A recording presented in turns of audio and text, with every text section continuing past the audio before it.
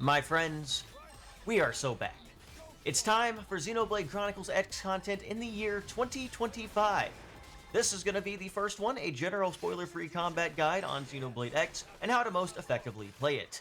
Now, a lot of the info in this guide is going to be combat information aimed at new players and returning players who haven't played in a while, so if you're a veteran or know a ton about Xenoblade X, there may not be much for you here, and a lot of this info will be retreading old ground of my older X combat guide. That said, it will be updated with some new information exclusive to the Definitive Edition and just revised a bit in general. This guide will not include overdrive, as that is going to be its own separate video that I plan on releasing tomorrow, since it's a more complicated mechanic that I will need more time to explain. But it's a lot of fun when you know how to use it. A more complete scale guide will probably be in the works for a bit later too. In this video, I will be covering all of the most basic aspects of combat in this game and explaining some mechanics and stats that influence combat. If you are looking forward to more guides and content on Xenoblade X, I can assure you this is going to be your #1 destination, as I plan to cover everything that I can.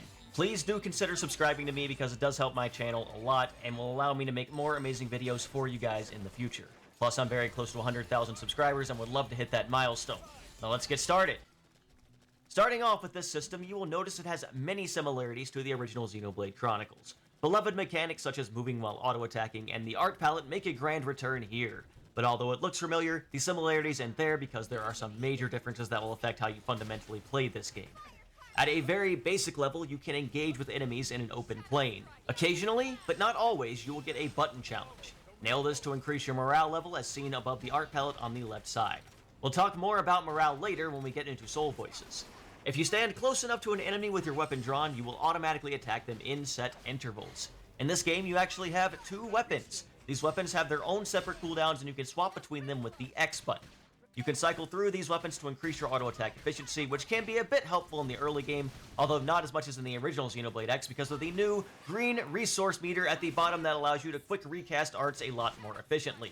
When you engage in battle, you will have 8 normal arts on your art palette that are automatically off cooldown that you can cycle through with the D-pad.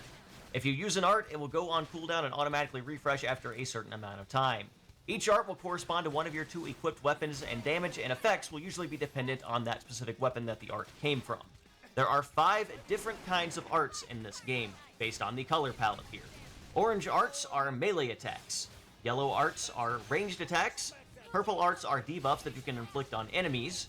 Green arts are buffs for you and your allies. And blue buffs are auras that are similar to buffs, but usually are much more powerful effects, or multiple effects, and only one aura can be active at a time, while you can stack as many buffs as you want. There are a huge variety of debuffs, buffs, and auras in this game, and talking about them all in this video would take a very long time, but basically debuffs are ways of, well, debuffing the enemy. There are a multitude of different effects in this game related to debuffs that can lower enemy stats or resistances, inflict damage over time, and a number of other things. Maybe that's another topic for a future video to explain all of these various buffs, debuffs, and mechanics. I would recommend having at least 1 art of every type at the very least for general combat, just because it's very useful for many of the game's mechanics. Additionally, in this game, you have secondary cooldowns for all of your arts. That is going to be the green outline around the arts that refills if an art is charged. This green outline will only refill for arts of the weapon you currently have equipped in combat. So if you want melee arts to refill, you need to be auto-attacking and using your melee weapon. Once the green outline fills all the way, the art will get a bonus effect. For most damage-based arts, this is going to make the art do 250% of its normal damage. Considering secondary cooldowns are also far shorter than primary cooldowns, this turns out to be greatly beneficial in the long run. For most auras, debuffs, and buffs, you will get a stronger effect as well as increased duration. Some arts will also allow you to immediately reuse them as their bonus effect, but lose their secondary cooldown. Typically, much of the time, these effects are heavily worth considering when deciding to use arts in combat. All of these arts can be extremely varied in use and effect, and playstyle is primarily dictated by what weapons you have equipped. For most of the party members in the game, they'll have set weapons with access to most of the weapons' arts, and usually 2 of their own exclusive arts. For your customizable avatar character, Cross, he or she can eventually equip any weapon and use any art, even the exclusive ones. This means he or she will be who you want to primarily control in the long run once you have access to most of their skills and abilities. Additionally, new to Xenoblade X Definitive Edition is the green resource meter at the bottom that allows you to instantly use arts that are currently on cooldown. From everything I have tested, this meter seems to be entirely based on how long the cooldown of the art being used has, with longer cooldowns using up more of the resource meter. This resource is once per fight, but you get a full meter every single fight. This can be very nice early on just for spamming the same strong attack over and over and beating enemies much quicker than you might normally would be able to. Additionally, if an art is already charged to the primary but not secondary cooldown, using the Y button will immediately make the art have its secondary cooldown effect. I have actually found this to be even more useful than using it for primary cooldowns because it allows you to instantly use the stronger secondary effects of basically all of your arts for much quicker burst damage in fights, and since secondary cooldowns are shorter, it also uses up less of the resource meter. Since all arts start at a primary cooldown, you can pretty much instantly use all of your secondary effects, and it's really, really nice. No longer you'd have to wait for the secondary effects, and this even applies even if you don't have the weapon equipped, which is super nice, and what I believe is going to be the best use of this resource meter since you don't have to swap weapons to get the secondary cooldowns. Early game is much easier with this and much quicker overall, taking advantage of this. I think it's going to be a pretty nice change overall that speeds up combat while also giving you something to do during sections that you normally would have been during downtime, which is cool. One feature in this game that many enemies have are appendages. Appendages are destroyable parts of an enemy that can give you extra loot in combat if you destroy them. Additionally, appendages have a hardness tier which affects your damage dealt to them. Targeting appendages with the right augments and skills such as Appendage Crusher or Core Crusher can greatly increase your damage. In this game, it is very easy to cycle appendages by just holding down the R button and pressing Y or A to cycle between them. Your character will stay fixated to the appendage after targeting it. Destroying an appendage will also grant other bonus effects in combat and slightly increase your damage to enemies, so definitely make sure to take advantage of this feature to get extra loot and extra damage alike. So let's talk about TP or tension points now. Each character in the game has access to tension points underneath their health bar, which is one of the biggest resources in this game. The basic ways TP can be obtained are from auto-attacking during battle. Each weapon refills TP by a different amount when an auto-attack connects. You can also increase TP slightly by hitting button challenges or from using the bonus effects of arts. There are other ways to refill TP because of how extremely customizable Xenoblade X is, but those are the most basic ways in standard combat outside of overdrive. Initially, each character has a maximum amount of 3000 TP, but this can be increased with certain weapon traits, augments, or skills. Some arts you will notice are TP arts and will require 1000 TP to use. These are typically stronger auras or damaging arts that can do a lot to enemies. Additionally, if an ally falls in battle, you can use 3000 TP to revive them should you actually want to. The other use of TP is activating overdrive, also for 3000 TP. Overdrive will last for 25 seconds in this game, up from 15 in the original game, which is very nice and also makes it a bit easier to use. It drastically reduces all art cooldowns, allows all arts to charge up secondary cooldowns regardless of equipped weapons, and even allows these arts to go to tertiary cooldowns. Tertiary cooldowns are great because it increases damage and effects even further, up to 400% for damage arts, and up to 2 tiers and 20 seconds for debuffs and auras. Additionally, a counter will appear on the screen that will give you a variety of effects, but as stated before, I will cover overdrive in great detail in the next video, so just know that it's a very powerful effect and probably one of the main ways you'll want to use your TP later on. You will unlock it after Chapter 5, so make sure to come back after you get it so you understand how to use it and you can have a lot more fun with the combat system. TP is important to keep track of and use wisely, so don't waste it. Plus, having extra TP from augments or skills can give you a lot of leeway in combat. Let's talk about soul voices and soul challenges. Soul voices are a mechanic that will act as your primary source of healing in Xenoblade X since there aren't very many dedicated healing arts and the ones that are pretty weak. Soul voices will also give you a lot of bonus effects in combat. Essentially, as you can see in the menu, if you meet certain conditions or criteria in combat, a soul challenge might appear. This is basically a QTE prompt, and if you hit this button challenge, your morale level will rise and your character will shout some advice to your party members. All party members can do this if they meet their own set of conditions in combat. From there, an ally can take the soul voice by using an art that corresponds with the type of soul voice that was just used. These arts will be flashing on your own art palette if an AI party member is using a soul voice. If you use a corresponding art while the soul voice is active, you will recover some HP and get a bonus effect to the art based on what soul voice was used. This can be damage increases, higher buff tiers, or even better HP recovery. Soul voices are a pretty key aspect to combat to doing as much damage as possible. Hitting your own soul challenges will allow your allies to answer your soul voices, which is also going to be beneficial to you. Just know that none of your own soul voices will ever directly affect your own arts. It is to benefit your allies, and that is consistent with your allies' soul voices benefiting you. Having a higher morale will increase the frequency of getting soul challenges, which additionally helps make combat even easier since even more healing, better arts, and just a better time all around.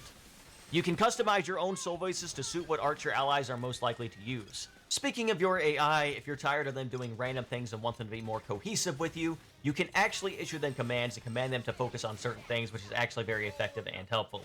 If you want them to stockpile their TP, then you can suggest keeping tension up, for instance. This might be helpful in allowing your allies to be more useful to you with soul voices or smarter art uses, so definitely use this feature if you feel it's needed. Much of success in combat in this game is all in the preparation. There is a lot of customization and options that the game gives you access to that can allow you to make any fight a breeze. There's a lot of stats you want to pay attention to, as well as classes and skills. Let's talk about all of that now. One thing Xenoblade X allows you to do is pretty much increase any stat you want to pretty absurd levels, which is part of the reason damage can get so crazy, since you can increase melee and ranged attack well above 2000 and increase potential really high as well. It's because you can have up to 3 innate traits on each weapon, and in this game it might even be 4, and all 5 armor pieces, as well as 6 customizable augment slots on weapons and another 5 augment slots on your armor that can give you some pretty significant effects depending on what you craft and equip. Going through the stats, we have HP, which is how much damage you can take before you die. Pretty standard, as you might imagine. TP is tension points, which we have already discussed. Total ranged attack is your weapon attack power on your ranged weapon, plus your character's innate ranged attack stat. This affects how much damage you deal with ranged, non-TP arts. This can be boosted with augments or equips that raise your ranged attack. Melee attack is the exact same thing, but for melee weapons. It affects melee, non-TP arts. Defense is a really bad stat in this game. Basically, every point of defense is minus 1 point of damage. So why is this a bad stat? Well, consider this. If an attack does like 3000 damage and you only have 200 defense, then you're still going to be taking 2800 damage. The mitigation is pretty much meaningless unless you're fighting enemies without many powerful attacks, so you can mitigate more effectively. So what exactly does that mean? Well, it means that resistances are far, far more important, which you'll notice at the bottom of this stat screen. Resistances are percentage-based damage reduction for that specific type of damage against your character, or increases if you have negative resistance. You can get pretty much any resistance type you want to 100% also, which means you will only take 1 damage from any kind of attack of that element, no matter how powerful. Yes, you can get any resistance to 100% pretty easy with just access to the shop if you really need to mitigate your own damage, and it's much more effective than the defense stat. Ranged accuracy and melee accuracy is how likely you are to hit attacks of those attacking types. Some enemies have a lot of evasion, so you might want to see how to increase your hit chance, and evasion is basically how often you can evade enemy attacks. The final stat is potential. Potential affects how much you can heal with soul voices, as well as how much damage you will deal with TP arts, and the scaling gets pretty ridiculous on a lot of these TP arts. A value of over 700 can easily heal you for over 3000 health per soul voice, and the damage you can reach with TP-based arts is immense, as you may have already seen from the previous game. Potential is a really amazing stat in this game and great for any builds that want to use TP arts, but you can also hit a lot of damage with normal melee and ranged arts as well by stacking ranged and melee attack. So it really just depends on what you want to do. The class system is one of the most important features for your avatar character. You start off in Drifter class, and you can choose a lot of branching paths once you max Drifter that will give you access to completely different weapons, arts, and skills. Each of the classes also gets their own unique stat bonuses, which can be helpful, and if you master a full line to the very end, you can now equip those 2 weapons regardless of what class you are currently on, and any unlocked arts and skills will remain. The class system is very important to giving you the maximum amount of customization and diversity to your avatar across character, so make sure to max out as many as you can as quickly as possible for more options. In doing this, you unlock skills which you can equip in different classes that can give you a lot of powerful combat bonuses. Similarly, you can customize your arts based on your currently equipped weapons to get a good mix of abilities that will give you the most success. Once you max out all of the classes, you can mix and match any ranged and melee weapons you wish and use any of those arts. And once you max classes, there's no real reason not to go back to Drifter for its 5 skill slots, or use Masterminds for its 4 skill slots and the higher base potential stat. You have that basically 0 reason to ever use any other classes, since you can mix and match weapons and arts at will, and those are just going to be the best 2 based on what they offer. As some general early game advice, I would also recommend focusing on the Full Metal Jaguar class or the Mastermind class first, as those are going to be the easiest to do infinite overdrive in, and also give you some really nice and useful skills to make overdrive easier and more efficient as well. As already mentioned, many arts have a variety of bonus effects, such as increasing your TP or having their own ways to boost damage further, such as using combos. Combos aren't actually very complicated though, it's essentially just using arts in a certain order. If an art gets a bonus for being used in a melee combo, simply use any melee art before that art, and vice versa for ranged combos. As recommended earlier, try to have at least 1 art of each type for maximum soul voice success, and for overdrive success as well, and to make sure you can always hit combos when you need to. The final and most complicated thing related to preparation are your weapons, armor, and traits and augments that they have. There are an insanely high amount of different traits your weapons and armor can have that can have drastically different effects on combat. And on top of that, you can basically craft any kind of effect you want for your weapons and armor as well in the form of equipable augments. For much of the game, this doesn't matter a ton until you're really trying to optimize everything, but you can create so many different builds with this that it's incredible. I don't really have time to explain everything about that in this general guide video, probably also another video for another day, but I did want to give some advice related to this.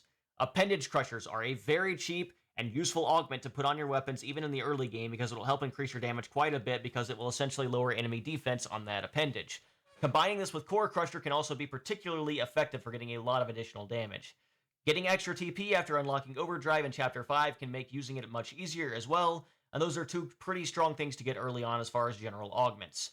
Besides that, you can craft a lot of insane things later on, and it's impossible to describe all of it, but typically just make sure you're looking for armor and weapons with good traits over raw stats, and pay attention to the attribute of weapon as well, since that can greatly affect your damage.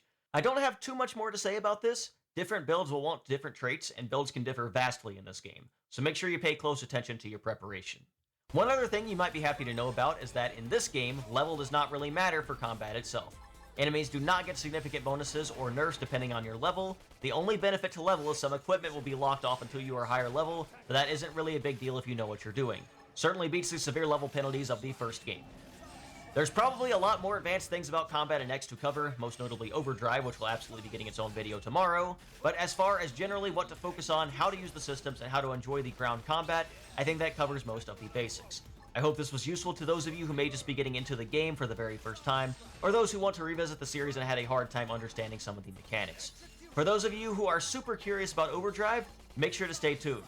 If you enjoyed this video, please be sure to like, comment, subscribe, and look forward to my future content as I have said. I have a lot of wonderful things planned for this game, and I am looking forward to covering all of it. With all that being said, thank you all so much for watching, and have a wonderful and blessed day, and hopefully I will see you back here soon.